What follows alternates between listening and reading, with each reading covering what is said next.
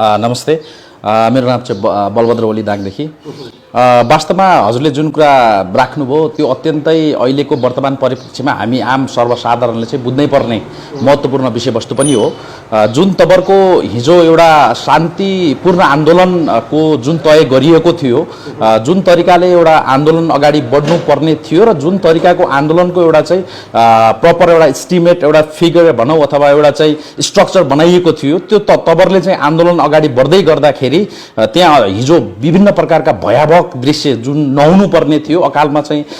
हाम्रै नेपाली दाजुभाइको मृत्यु भएको अवस्था पनि छ र हिजो करिब दिउँसोको 2-2:30 बजेतिर जसरी जुन प्रकारको चाहिँ एउटा आक्रमण भयो, एउटा सत्ता पक्षबाट भनौँ अथवा राज्य तर्फबाट भनौँ अथवा प्रहरी प्रशासनबाट जसरी एउटा भनौँ नेपालको राष्ट्रिय गान बज्दै गर्दाखेरि एकाएक माथिबाट जुन एउटा गोला बारुद बर्सिए चाहिँ जसरी असुर ग्यास टियर ग्यासका चाहिँ जुन एउटा सिलिन्डरहरू त्यस स्टेजतर्फ बढे, त्यो अत्यन्तै दुखनीय अवस्था थियो र यसरी चाहिँ एउटा शान्तिपूर्ण तवरले भइरहेको आन्दोलनमाथि एउटा राज्यले यसरी दमनै गर्ने हिसाबले भनौँ अथवा चाहिँ एउटा प्रशासनले यसरी चाहिँ एउटा क्रूरतापूर्वक जुन प्रकारको चाहिँ व्यवहार गरेको छ, त्यो अत्यन्तै दुःखद छ र त्यो अत्यन्तै चाहिँ एउटा भनौँ एक हिसाबले चाहिँ this should not be happen, जो नहुनु पर्थ्यो। र अर्को जस्तो तपाईलाई अब हिजो तपाईको आन्दोलनको नेतृत्व जुन गरिरहनु भएको थियो हैन, दुर्गा प्रसादजी उहाँले जबरजस्ती पेल्न खोजेपछि चाहिँ यो अतिरञ्च यो घटनाले अर्को मोड लियो भन्ने पनि आरोप छ नि तपाईहरुमाथि। यस्तो छ खासमा म स्वयं पनि त्यहाँ पार्टिसिपेट भएको अवस्था र त्यहाँ भएको हिसाबले जुन वास्तविक यथार्थ अथवा भनौँ जुन एउटा तथ्यपरक एउटा जुन घटना घटेको थियो, त्यो के थियो त भन्दाखेरि जसरी विभिन्न मिडियामा चाहिँ दुर्गा प्रसाद इभन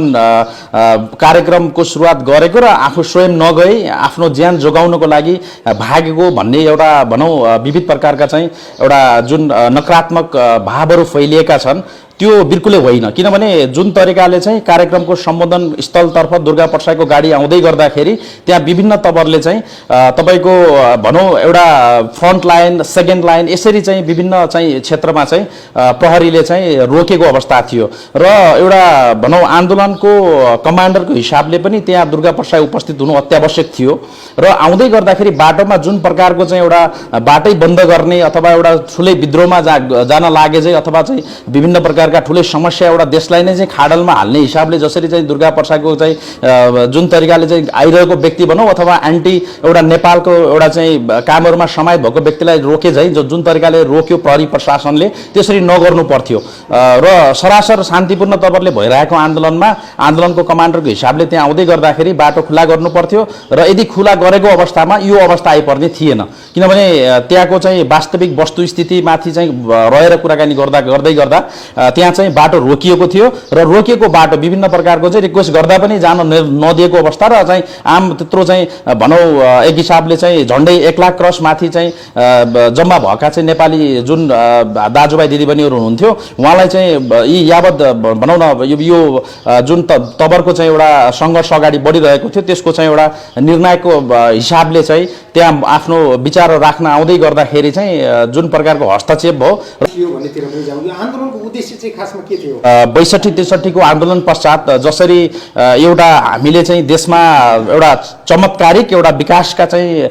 परियोजनाहरू अगाडि बढ्लान् र देशले चाहिँ सामाजिक रूपमा आर्थिक रूपमा हैन अथवा भनौँ राजनीतिक रूपमा जुन छलाङ एउटा चाहिँ मार्ला भन्ने अपेक्षा गरेका थियौँ, जसरी हामीले 62-63 को एउटा चाहिँ जनआन्दोलनलाई आम नागरिकले चाहिँ समर्थन गरेका थियौँ, त्यो अनुरूप चाहिँ नभइकन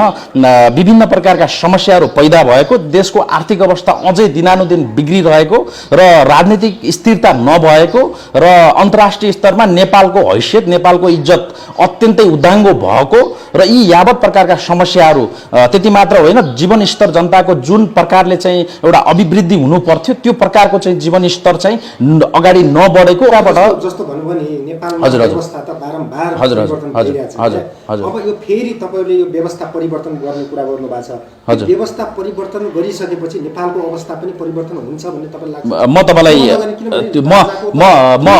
म हजुरले भनेको पोइन्टमा आउँदैछु। त्योभन्दा अलिकति मैले मेरै कुराहरूलाई कन्टिन्यू कहिले पनि बोल्न पाइन्थ्यो डेफिनेटली, यो तपाईँ हामीले पनि महसुस गरेको कुरा हो, बोल्न नमिल्ने भन्ने कुरा होइन। एउटा जुन प्रकारको चाहिँ हाम्रो चाहिँ पहिलाको व्यवस्था थियो, अब यत्रो हामीले चाहिँ जनता नेताहरूलाई हामीले यत्रो जनताले साथ दिइसके पछाडि जुन प्रकारको विकासका चाहिँ सपना मोडालिटी जुन हामीले देखेका थियौँ त्यो अनुरूपले देश अगाडि नबढेको देख्दै गर्दा अब फेरि काहीँ कतै अप्सनको रूपमा अथवा भनौँ यसरी हामीले गल्ती गऱ्यौँ र यो जुन प्रकारको चाहिँ हामीले नेताहरूले साथ दिएका थियौँ, पार्टीलाई साथ दिएका थियौँ, 62-63 को आन्दोलनमा जुन प्रकारको हामीले सपना देखेका थियौँ त्यो अनुरूपले नभइसके पछाडि अबको विकल्प के त भन्ने ठुलो एउटा प्रश्न चिन्ह खडा भयो। र पनि हजुर नेपालमा जुन समस्याहरू छन् यो समस्या हल गर्नलाई व्यवस्थालाई परिवर्तन गर्नुपर्ने त्यसको विकल्प छैन। अब अहिले मैले भने नि हजुर हामीले गणतन्त्र पनि त तपाईँ हामीले ल्याएको थियौँ नि, त्यसमा पनि नेपाली दाजुभाइ त्यत्रो 17,000 प्लस मान्छेहरूले ज्यान दिएर ल्याएको व्यवस्था थियो, त्यो तपाईँ हामीले ल्याएकै व्यवस्था हो। यो व्यवस्थामा रहेर केही अवस्थाहरू सुधार गरेर अगाडि बढ्न पनि त सकिन्छ। तपाईँहरूलाई व्यवस्थै किन चाहियो? नै डेफिनेटली यस्तो छ, त्यो व्यवस्थाबाट जुन प्रकारको मैले अपेक्षाकृत मैले भने नि बारम्बार मैले के रिपिट गरेँ भने जुन अपेक्षाकृत एउटा चाहिँ जुन हामी चाहिँ गणतान्त्रिक एउटा पद्धतिमा गइसके पछाडि अथवा देशलाई चाहिँ अब एक हिसाबले चाहिँ प्रत्यक्ष रूपमा चाहिँ जुन पहिले चाहिँ अब एउटा भनौँ राजतन्त्र थियो त्यस पछाडि हामी गणतन्त्रमा प्रवेश गरिसके पछाडि देशमा यसो होला उसो होला अथवा हाम्रा चाहिँ दुःखका दिन भनौँ हाम्रा चाहिँ सङ्घर्षका समयहरूमा चाहिँ केही हदसम्म चाहिँ सकारात्मक पालुवाहरू पलाउलान् भन्ने जुन सपना देखेका थियौँ, जुन एउटा चाहिँ हाम्रो ड्रिम थियो त्यो अनुरूपले नबढिसके पछाडि अबको विकल्प भनेको के त? तपाईँले भने जस्तै अब फेरि त्यत्रो 17,000 को बलिदान पश्चात अथवा चाहिँ प्राप्त गरेको चाहिँ उपलब्धि फेरि गुम्ने खतरामा छ अथवा त्यो फेरि त्यो व्यवस्था नै परिवर्तन गरिसके पछाडि जुन प्रकारको चाहिँ एउटा विकासका कुराहरू अथवा भनौँ स्थिरताका कुराहरू यो आउँछन् भन्ने ग्यारेन्टी के त भन्ने प्रश्न तपाईँले जुन राख्नुभयो त्यसको सिम्पल आन्सर भनेको के त भन्दाखेरि त्यसको विकल्प छैन। संहितामा एउटा तपाईँलाई थाहा छ संहिताले गर्दाखेरि हामी चाहिँ कति हदसम्म ऋणमा डुबेका छौँ। मैले एउटा सानो उदाहरण दिएँ, जुन उत्तर प्रदेश एउटा हाम्रो नेपालभन्दा चाहिँ झन्डै तपाईँको 40% एउटा चाहिँ क्षेत्रफलको हिसाबले चाहिँ ठुलो एउटा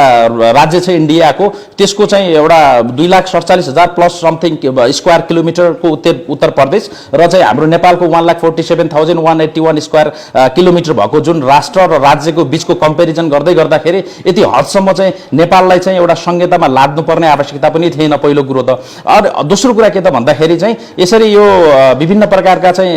एउटा गणतन्त्रको अथवा भनौँ लोकतान्त्रिकको जुन प्रकारको चाहिँ धजिया उडेको छ, जुन गणतन्त्रमा चाहिँ प्रवेश गरिसके पछाडि राष्ट्रले जुन फड्को मार्नु पर्थ्यो त्यो हिसाबले चाहिँ देशमा परिवर्तन नभएको, विभिन्न प्रकारका समस्याहरू अझै तीव्र रूपले अगाडि बढेको र